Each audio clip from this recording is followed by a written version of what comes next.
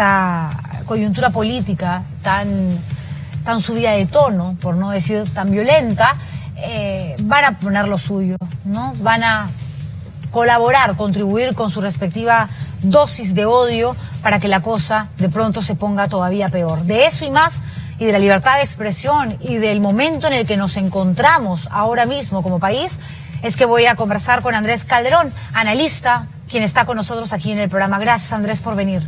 Gracias, Juliana. Buenas noches y buenas noches a tus televidentes. ¿La cosa se viene peor? Sí, la prognosis que tú acabas de hacer con relación a lo que va a ocurrir cuando ya se produzca la proclamación, a todas luces muy probable, de Pedro Castillo y eventualmente en los siguientes sucesos, ¿no? Como el cambio de mando, hace uno pensar que en realidad hay muy poca voluntad política de los principales actores por tratar de bajarle la tensión a la situación, bajarle el tono a proclamas que finalmente son incendiarias y a lograr aquello que hubiéramos querido estar en estas alturas, ¿no? La de diálogo, transición, ¿no? Estamos más bien en un debate de sordos, en proclamas basadas en hechos falsos o por lo menos no acreditados, que justamente creo que terminan desembocando en aquello que ocurre cada vez que el diálogo se rompe. Y esto es la violencia. Y es imposible, creo yo, Andrés, dime si me equivoco o no, no asociar, no vincular, no anexar estos discursos violentistas por parte de Pedro Castillo, de Keiko Fujimori, con lo que luego vemos en las calles, porque ahora Castillo está en una especie de cura de silencio, pero en campaña tenía un mensaje bastante violento contra la labor de los periodistas, contra los medios de comunicación. Y no puede ser casualidad que en varios de sus mítines, de sus actividades proselitistas, hayan habido actos de violencia contra hombres y mujeres de prensa. Ahora que no dice nada, claro, la gente Perú Libre no ataca, pero ahora que es Keiko Fujimori, la que luego de haber estado muy tranquilita en campaña y muy amiga de todos, o de la mayoría de los periodistas, ¿no? En la segunda vuelta, ahora que no reconoce, ahora que, claro, a cualquiera que ponga en duda o critique su discurso de que hubo fraude porque no hay una sola prueba y no la han podido conseguir de que hubo efectivamente trampa, hace que el otro grupo, los que simpatizan por lo menos con el fujimorismo, salgan a la calle a arremeter, a golpear, a insultar, a violentar físicamente. O sea, no puede ser casualidad. Y en ese recuento también podemos mencionar a Rafael López Aliaga, ¿no? Que en su momento de candidato en primera vuelta hacía proclamas claramente de llamados a la violencia, ¿no? Muerte a tal candidato, muerte a tal partido. Y ataques a la prensa frontales. Cada uno de ellos en distintos momentos creo que han colaborado negativamente en esta escalada de violencia. Y hay que medir también, digamos, cuál es la responsabilidad que siente cada político en el momento en el que él se encuentra, ¿no? Si uno se da cuenta de que las tensiones se están escalando, de que los grupos que están apoyando mi posición política están ya en una narrativa de vamos a tomar Palacio, vamos a derrocar a tal funcionario o al presidente Sagasti y eventualmente digamos vamos a tomar las armas o a hacer algún tipo de acto de violencia. Eso demanda del político, creo que un nivel de responsabilidad superior, ¿no? Ya no basta, ya lamentablemente ya pasamos de la etapa en la que el llamado simplemente a la no violencia o a la calma es suficiente, ¿no? Es como claro, nadie está diciendo que Keiko Fujimori o Lourdes Flores o Daniel Córdoba o las personas que siguen gritando fraude están haciendo llamados a la violencia. Pero tienen que ser conscientes que eso es lo que genera su discurso. De que hoy en día estas personas, estos grupos violentos, la resistencia o cualquiera nombre al que hayan evolucionado, están en una situación de posverdad, de negación de los hechos. No les importa nada. Ellos creen que les han robado las elecciones, ellos siguen con la dialéctica del fraude.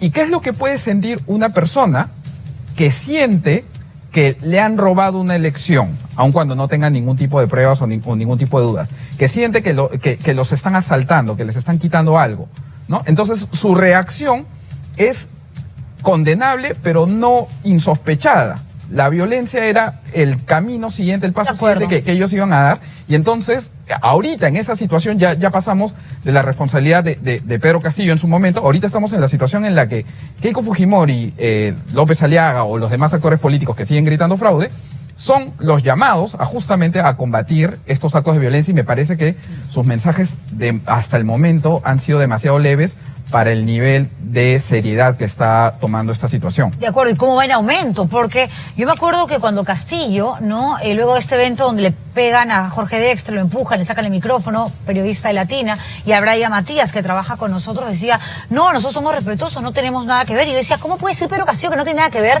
si minutos antes en el estrado, no me acuerdo si era Huancavelica, Ayacucho, pero en el interior del país, decía, pronto voy a revelar los sueldos de aquellos periodistas que están haciendo esto y aquello? Entonces, claro, después no digas o no te asombres cuando le pegan a un periodista, porque la gente que te está escuchando se voltea, ve un micrófono, ve una cámara o ve a un reportero gráfico, y lo único que le va a provocar, por además, digamos, la energía que hay en eventos de esta naturaleza, es voltearse y meterte un puñete, pegarte, patearte o robarte la cámara o tirar tu micrófono al piso. Entonces sí hay una responsabilidad política que no se está asumiendo. Y ahora que ya pasó casi mes y medio de la segunda vuelta, lo que venimos viendo es que el discurso de Keiko y socios no para. Y no es solamente no hubo fraude, sino es que tienen que salir a defender sus votos, porque eso es defender la democracia. Y nada más antidemocrático que no respetar la libertad de expresión y de información.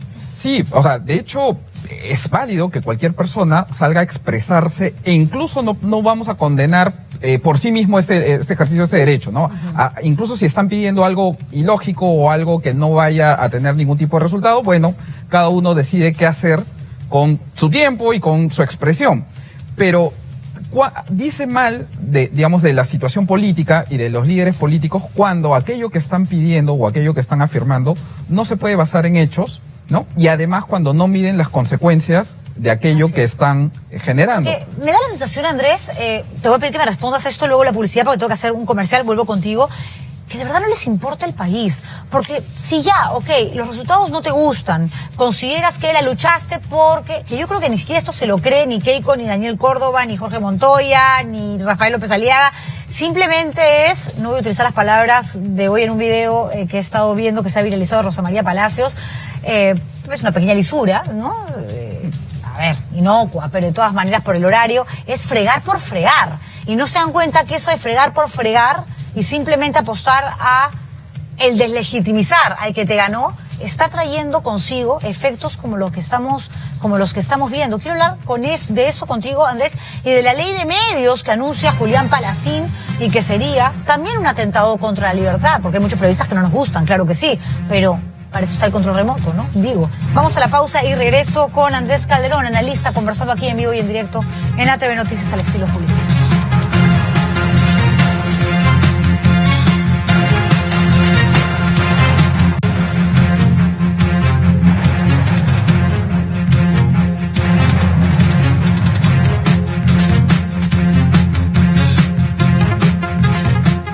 Seguimos conversando aquí con el analista Andrés Calderón acerca de todo lo que está sucediendo y que tiene que ver con la democracia, con el respeto, un Estado de Derecho, con el nivel de violencia que han alcanzado estas manifestaciones, estos eventos de sesgo político claramente en las calles, de los discursos de los políticos que son una especie de gasolina, combustible para esta gente que está esperando cualquier dosis de violencia para terminar de explotar en la calle y contra cualquiera, incluidos periodistas.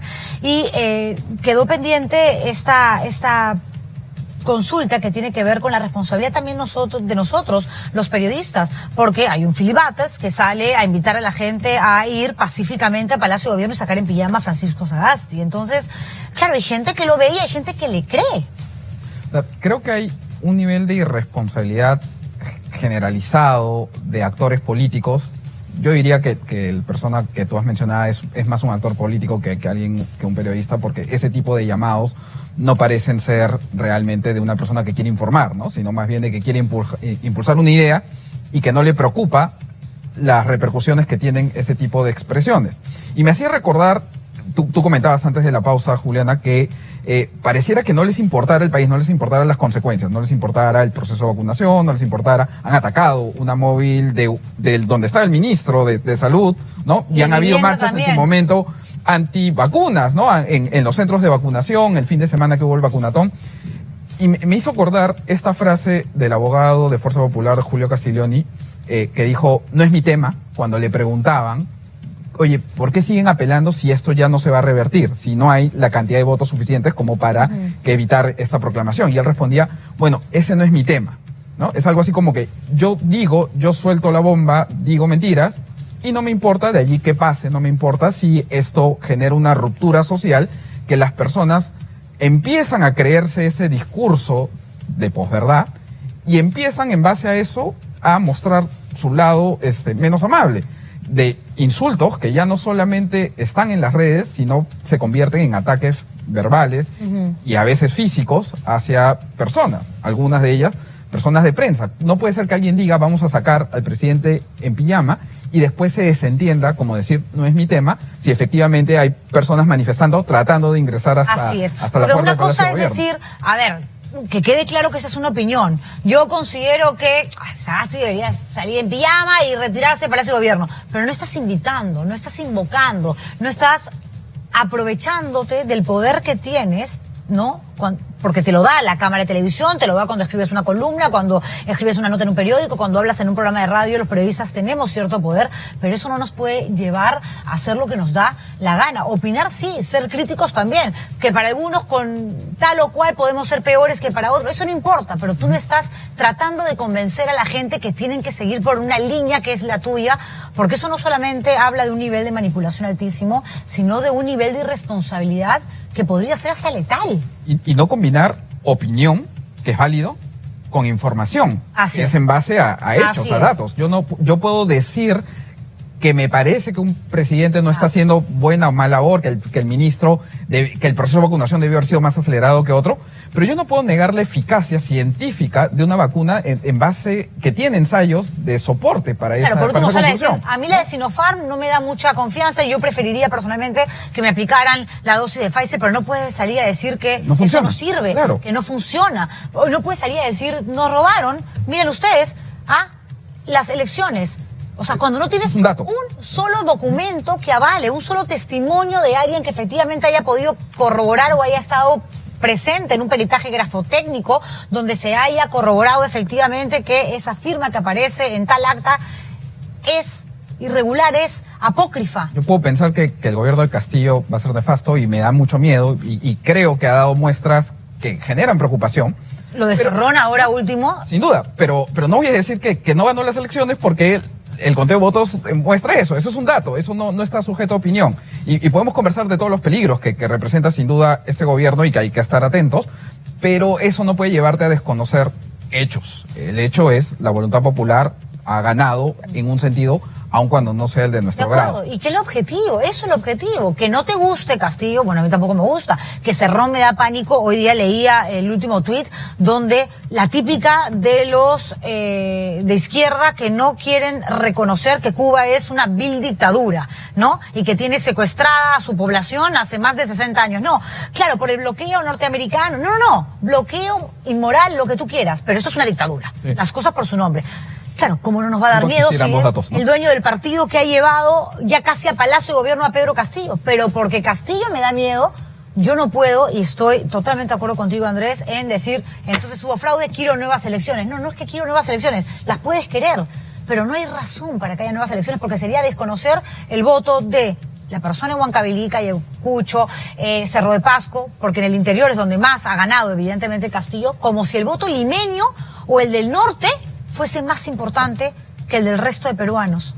Ese es el tipo de efectos, yo no sé si inadvertidos, yo creo que ya son advertidos, o por lo menos es el momento en el que el dolo se convierte, o la negligencia inexcusable se convierte en dolo, ¿no? O sea, Así es. ¿cómo no me voy a dar cuenta de la afrenta que este tipo de discurso genera para por lo menos la mitad del país que ha votado por la otra opción, y el daño que estoy generando con relación no solamente a la ciudadanía, sino a la confianza en instituciones, al deslegitimar con ataques a instituciones como las autoridades electorales, como los observadores internacionales, como la prensa que trata de informar independientemente y tratando de dejar de lado los sesgos.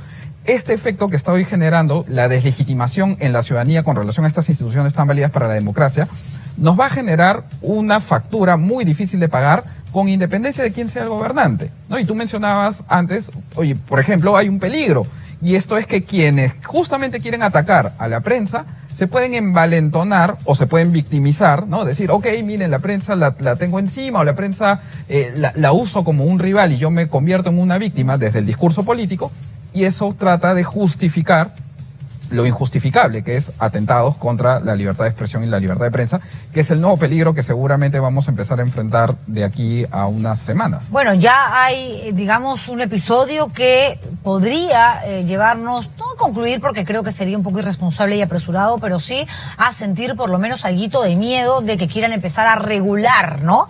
El tema de los medios de comunicación. Julián Palacín, que es parte del equipo técnico de Pedro Castillo y que eventualmente podría ser el ministro de Transportes y Comunicaciones, es algo que se vocea, nada confirmado, pues ha dicho sí, es importante por Willax. Sí, porque yo no veo Willax, no me gusta tampoco, pero creo que la gente tiene que decidir qué ver, qué leer y qué escuchar, porque si vas a tomar una decisión de qué es bueno y qué es malo, eso va a ser en función de una idea, de una percepción, y eso ya está dentro del terreno de lo subjetivo. Sin duda, creo que el principal problema que hay que tener en cuenta es que no es que neguemos que hay responsabilidad o de medios o de programas o de personajes, de periodistas con relación a qué informan y cómo lo hacen, pero el principal control o la principal mecanismo de supervisión siempre tiene que ser el del ciudadano, siempre tiene que ser la capacidad de él decidir y él castigar o premiar a esas personas. Cuando quitamos ese poder del ciudadano y se lo entregamos, no cualquier persona, por último un juez, ¿no? Que eventualmente pueda dirimir una controversia. Porque por último puedes querellar a una persona si te ha ofendido, se va en contra de tu moral. Claro, yo estoy en contra, por ejemplo, de las sanciones penales a periodistas, pero no estoy en contra de responsabilidad civil, que eventualmente generen una indemnización cuando se está afectando el honor de una persona o una empresa.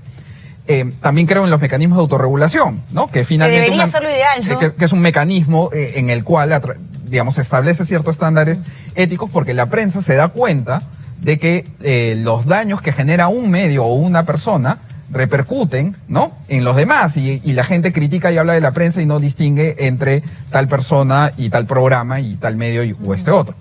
Pero lo más peligroso es cuando un actor político, y el Poder Ejecutivo es un actor político como lo es el Congreso, se arroga ese papel de decidir quién miente y quién no, quién afrenta el honor de alguien y quién no.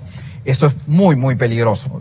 Quizás lo acierten en algún momento, pero no podemos corrernos ese riesgo de que ellos puedan eventualmente utilizar ese mecanismo de regulación estatal para censurar voces incómodas o para ocultar hechos que pueden ser ciertos. De acuerdo. A mí también me parece peligrosísimo. Y de hecho, se generó una gran controversia, polémica, sobre todo en redes sociales. Yo recuerdo que dije, yo no estoy de acuerdo, porque me decía, Juliana, pero mira con las mentiras que están diciendo aquí encima de ti. Pero no estoy de acuerdo. Me parece muy peligroso. Creo que es un arma que, efectivamente, coincido contigo, no puede estar en manos del Estado, con el gobierno que lo represente, por supuesto. Porque claro, o sea, si hablan cosas que me benefician, por más de que para el resto de personas o para una gran mayoría no sea lo adecuado, pero a mí, que soy gobierno, me viene bien, que sigan, ¿me explico? Porque tienen mi visto bueno, no mi bendición, pero si no, estamos dentro de las subjetividades que no se pueden permitir, y menos cuando se trata del manejo y el derecho a opinar, el derecho a informar, el derecho de expresión. ¿Tú crees que esto realmente está en juego con el gobierno que se viene? Porque ya tenemos que hablar del gobierno que se viene. Sí, yo creo que está en juego. Lamentablemente creo que estamos en la situación más precaria, como creo que ha ocurrido durante toda esta campaña, desde primera vuelta, con actores políticos atacando y tratando de deslegitimar a los medios de comunicación en general, obviamente a los medios que les resultaban más incómodos, ¿no? Y luego hasta un punto en el que ya se generalizó y en el que vimos una campaña tan polarizante en el que uno atacaba al otro y atacaba a los medios de comunicación por decir simplemente, ¿no? Ellos están a favor de tal candidato y ellos están en contra de mi postulación. Creo que nos ha puesto en una situación muy precaria, y aún así, o sea, yo habiendo sido crítico incluso con algunas decisiones de algunos medios de comunicación que creo que no cumplieron completamente con el rol imparcial informativo. No tengo nada que decir con relación a la opinión y la línea editorial que cada uno quiera seguir, únicamente con el rol informativo. Pero aún así, creo que eso no justifica lo que parece que se aproxima, porque ya hubo declaración, o sea, ya teníamos el ideario de Perú Libre que hablaba de una ley de medios, sí, y que se derritía en lisonjas hacia Ecuador de Rafael Correa con una ley peligrosísima y eso como el no, y ejemplo más saludan calmado, además, ¿no? a los hermanos Castro, ¿no? Sí. Y hacen mención de Nicolás Maduro y de Hugo Chávez, claro. o sea... todos los ejemplos de todo lo que no se debe hacer en libertad de expresión y libertad de prensa. Y ahora tenemos, bueno, también tuvimos a Castillo con estas declaraciones que tú bien recordabas en sus mítines, donde atacaban a la prensa, decían que iban a revelar cuánto se le pagaba a los conductores de los programas de noticieros. Y ahora, ya después de la segunda vuelta, hemos tenido nuevamente a Vladimir Cerrón hablando de la ley de medios, como una represalia ante lo que le parece una cobertura inadecuada de algunos medios de comunicación.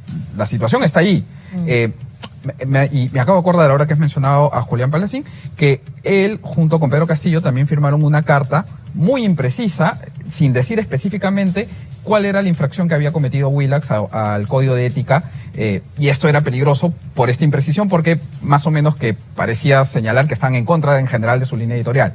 Con la línea editorial y con la opinión, creo que no hay nada que pueda hacer una persona... Puede gustar o no lo que opine un periodista, pero claro, no tienes por qué callarlo, silenciarlo. Es que se cree que se ha divulgado información falsa que puede afectar el honor de una reputación, entonces hay que ser muy precisos y expresar específicamente qué es lo que ha ocurrido ahí. Y creo que acudir nuevamente al poder político, acudir al Ministerio de Transportes y Comunicaciones es la vía incorrecta. Si es que tienen que plantear algo, háganlo ante un tercero imparcial, que en este caso va a ser un juez. Totalmente de acuerdo, totalmente de acuerdo. A mí me parece realmente peligrosísimo, esto de la ley de medios. Y varios colegas me han dicho, pero Julián, es la única manera. No, la única manera no. Esto no se puede permitir de ninguna manera. No te gusta, no lo veas, ¿no? Pero claro, una cosa es, y en eso es importante creo que resaltarlo, destacarlo, la opinión, y otra cosa es la información. Tú no puedes invisibilizar a una persona porque simplemente tu opinión está en contra de ella. Tienes que mostrar todo. Tienes que mostrar el mitin de X, el mitin de Y, la declaración de X, la declaración de Y, lo bueno de aquí, lo bueno de allá, que la gente concluya, y luego tú, obviamente, tienes una opinión. No, pero Julián está a favor o Andrés está en contra. Eso no importa, porque eso está dentro del terreno de las subjetividades, que es absolutamente válido, porque es una línea, en este caso, editorial propia, no necesariamente del canal. Cuenta, ¿no? Probablemente se dará cuenta cuando alguien tiene una opinión. Claro. Pero en la parte informativa coincidimos en que justamente lo que hay que hacer es educar más a la gente, es darle la mayor información, no creemos monstruos, porque además que si efectivamente esas personas resultan ser un monstruos, es necesario conocerlas, porque de lo contrario no vas a saber cómo combatirlos. Así es. ¿No? Ponerse una venda es el peor remedio para combatir peligros, si es que estos son reales. De acuerdo, Andrés, un placer tenerte en el programa, muchísimas gracias. Gracias a ti, Julián. Andrés Calderón con nosotros esta noche. Tengo que ir a una pausa comercial y regresamos con el cronograma de vacunación. Yo les comentaba que sí he sido bastante crítica siempre con el presidente Francisco Sagasti, porque no creía que esto realmente se iba a convertir en una realidad. Y luego hasta tuve que pedirle disculpas a Sagasti, con quien no coincido en muchos aspectos, pero sí aplaudo y felicito lo que ha hecho. Arrancó este gobierno sin un contrato firmado y miren ustedes cómo no solamente está, digamos, cumpliendo hasta desde los 18 años a más para vacunar a la población hasta diciembre, sino que también en el cronograma que vamos a ver y comentar luego de la publicidad, también incluyen a los adolescentes de 12 a 19 años. Claro que es una buena noticia y nos tenemos que vacunar. Claro que sí, regresamos.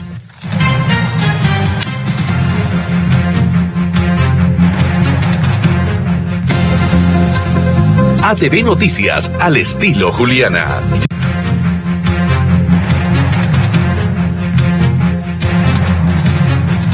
Chatín está contento porque hoy día se vacunó, recibió su primera dosis. Bien, Chatín, ya le tocó. Hay varios que estamos esperando todavía, ¿no? No, ustedes son más tíos, ¿eh? No se pasen, ¿ah? Ya, a mí me falta todavía no sé cuánto, pero tengo que reconocer que se está avanzando, no tan rápido como quisiéramos, pero para tratarse de un gobierno que, digamos, asumió, digamos, nada, porque no había un solo convenio firmado. Martín Vizcarra no firmó contrato con ninguno. Miren ustedes cómo va el cronograma de vacunación 2021. De 50 a 59 años, esto continúa. La gente que no lo ha hecho se puede vacunar todavía. No es que se me pasó la fecha, puede decir julio, agosto. De 40 a 49 años, julio, agosto y septiembre. No quiere decir que si tienes 41, 42, vas mañana, 43, 44 y te vacunas. No, ahorita están en 45, 46.